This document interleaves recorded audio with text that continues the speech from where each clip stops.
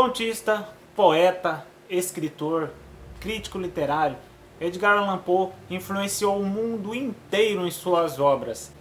Influenciou artistas como Júlio Verne, Arthur Conan Doyle, além de ser traduzido por pessoas como Machado de Assis, Fernando Pessoa, Charles Baudelaire. Além da literatura, ele influencia o cinema, a música, o teatro, a televisão, a filosofia, a psicologia, a cosmologia. Sim, ele é o cara. Edgar Allan Poe, na sua vida tão conturbada, tão difícil, tudo poderia dar errado. Deu, ficou pior ainda. Pior, mais ainda. E mesmo assim, ele é um grande escritor. E hoje, eu espero passar pelo menos um pouquinho para vocês sobre ele. Então, vem comigo.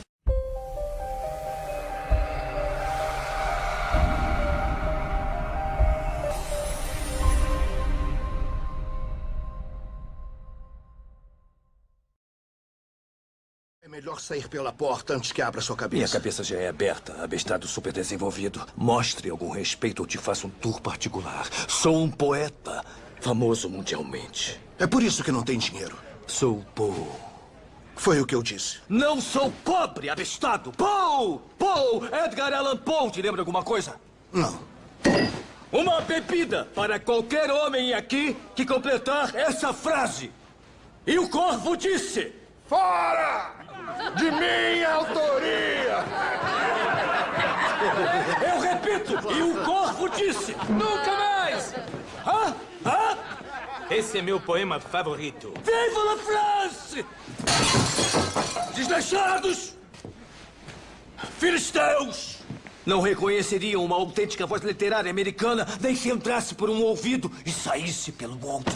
Talvez alguns de vocês se perguntem por que a gente está estudando Edgar Allan Poe agora. Ele é um dos maiores escritores da literatura norte-americana, se não o maior escritor da literatura norte-americana dentro deste ramo. Ninguém antes de Edgar Allan Poe tinha escrito sobre o mistério, o terror, o medo. Por que está fazendo isso? Por quê? O que eu fiz? Pai do gênero de terror e mistério, Edgar Allan Poe influenciou o mundo em suas escritas. Para vocês terem ideia, o poema dele, O Corvo... Ei, cara, você gosta de pipoca? Você falou em pipoca. Outro Corvo. O poema O Corvo foi traduzido aqui no Brasil por ninguém menos que Machado de Assis e em Portugal por Fernando Pessoa.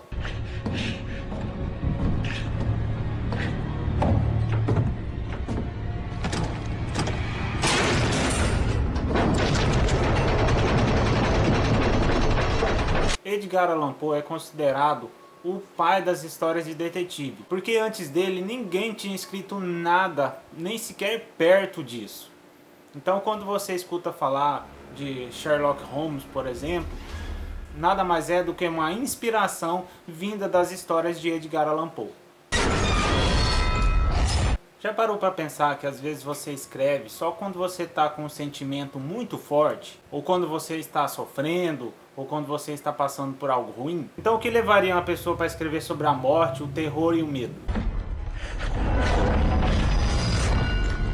Se você pesquisar sobre a vida do autor, vai perceber que ele ficou sozinho muito cedo na vida. O pai abandonou e a mãe morreu quando ele tinha só 3 anos de idade. Dessa maneira ele acabou sendo adotado por uma outra família, e é por isso que ele recebe esse nome de Alan no nome, porque na verdade é dessa outra família que o adotou. O cara teve uma vida muito difícil, muito difícil. Além dele crescer sendo filho adotivo, o que para a época era muito complicado, embora hoje também é, ele era briguento, ele fugiu de casa, ele casou com a prima dele, e olha que a prima dele só tinha 13 anos. E o sonho dele era ser escritor. Contanto que ele não entrou na faculdade que o outro pai dele queria, simplesmente para seguir essa profissão.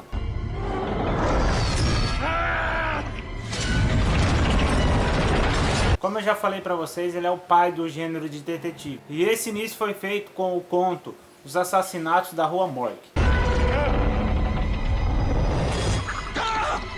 Já pensou em fazer algo que depois você pudesse se arrepender pro resto da sua vida? Obras como Gato Preto, ou Coração Denunciador, ou Coração Delator, depende da tradução que você estiver lendo. Depois quero falar um pouquinho sobre tradução. Traz em seu coração, no eu lírico, justamente esse sentimento. Aquele sentimento de culpa por ter feito algo absolutamente medonho, bizarro, fora do normal. Conforme a história vai se passando, você vai entendendo aquela dor em que o eu lírico está sentindo. O eu que conta a história é o nosso personagem. Se você lê o Gato Preto, quando eu pedi para você ler, você não sabe nem o nome de quem está escrevendo a história, mas você se coloca na situação dele, no pensamento que ele tem.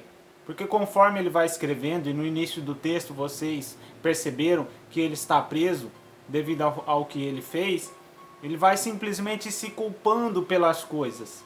Em O Gato Preto, podemos observar que o eu lírico ele conta a sua história, desde o início, quando ele era um jovem, apaixonado pelos animais, e essa paixão, conforme ele vai crescendo, não vai deixando de existir. Ele continua amando os animais. Já casado, né, com a sua esposa, eles vivem bem. Porém, algo vai acontecendo e ele vai se transformando, deixando de ser quem ele era para ser uma nova pessoa.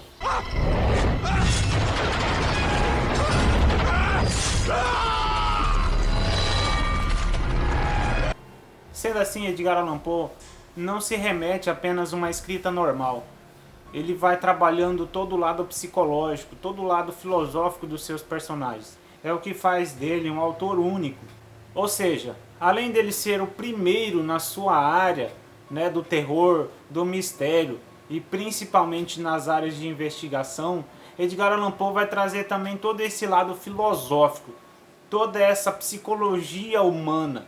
Porque o personagem, por muitas das suas histórias, não só em O Gato Preto, começa a se transformar conforme vai crescendo.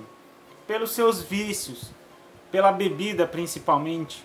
Edgar Allan Poe ele foi um dos caras que foi se acabando devido à bebida, devido a esse mundo perdido.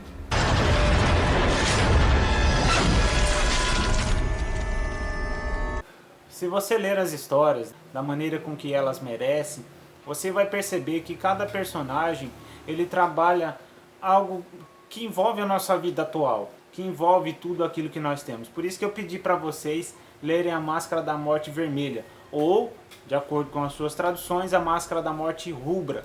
Ela vai narrar toda essa história de pessoas que tentam fugir de uma peste, que tentam fugir de algo que vem pegando. E se você parar para pensar, é muito do que nós estamos vivendo agora, nesse exato momento.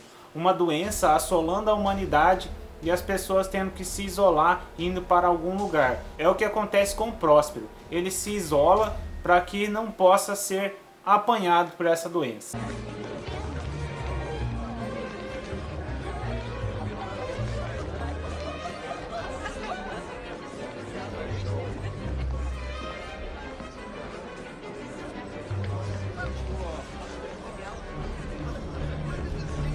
Com licença. Por favor, abra o espaço. Abra o espaço.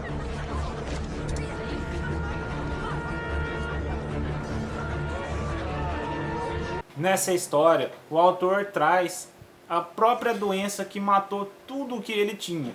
Porque, como eu já disse para vocês anteriormente, ele perdeu a mãe biológica muito cedo, logo aos 3 anos, que foi vítima dessa doença, a tuberculose.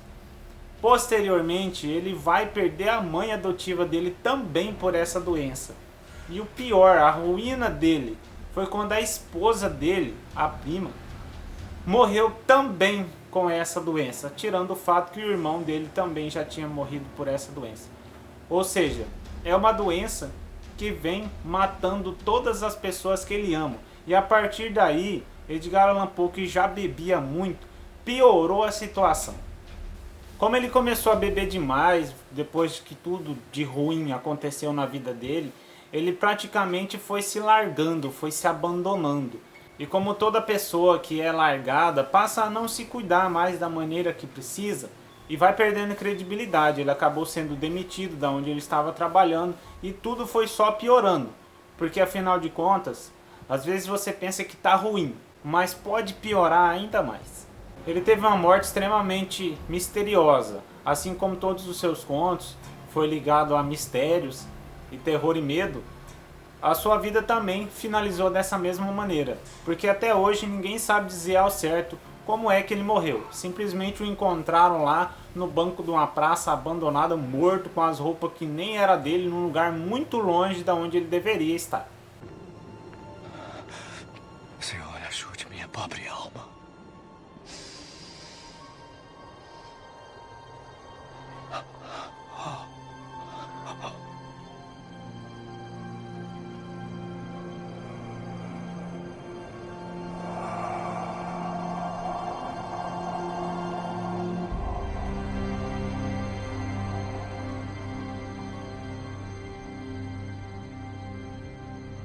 E para piorar, todos os seus textos, todas as suas obras, foi parar na mão de uma pessoa que o odiava. E essa pessoa que não gostava dele nem um pouco, foi obrigada a escrever uma biografia sobre o Edgar Allan Poe. E aí o cara literalmente descascou ele, falou muito mal, falou tudo que podia falar de horrível dele. Só que aí foi justamente o efeito contrário, porque as pessoas que liam isso acabaram se sentindo na vontade de ler. Sabe quando alguém fala pra você assim, não faz isso? E aí é aí que você tem vontade de fazer. Foi basicamente o que aconteceu. Então o grande inimigo dele acabou ajudando ele a subir, mesmo depois de morto. Pareceu um trocadilho, né? Quem puder ler mais histórias de Edgar Allan Poe, lá na biblioteca da escola tem. Eu tenho esse livro aqui, muito bom. Lógico que ele é uma versão mais simplificada, lá da Avon. A Avon patrocina nós. Mas é muito bom. Para quem não gosta de ler, Edgar Allan Poe pode ser uma porta para o início da sua leitura.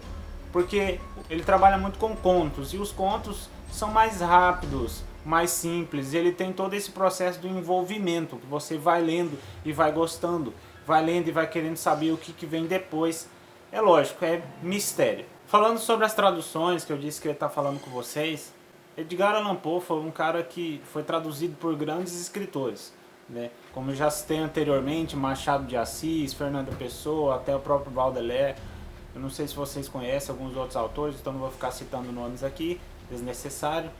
Mas o que acontece? Uma tradução, ela nunca carrega toda a sua essência. Ele não consegue carregar a essência da obra em si. Tá? Poemas como O Corvo, que foi a tradução de Machado de Assis, ele tenta trazer o máximo da obra, mas não consegue, porque o original em língua inglesa é realmente diferente. O original em língua inglesa carrega tudo aquilo que o autor realmente quis passar na sua obra. Então é isso, tentei ser o mais sucinto possível. Temos muitas obras sobre ele, e infelizmente não temos tempo suficiente para trabalhar todas essas obras. Queria estar com vocês, mas devemos ficar em casa, devemos nos cuidar. Certo? Abraço, beijo. Fiquem com Deus. Aceite este beijo na sobrancelha. E partindo agora que valha tudo que me deixe jurar sem falha. Você não está errada em considerar que todos os meus dias estive a sonhar. Tudo o que vimos e foi visto. Um sonho dentro do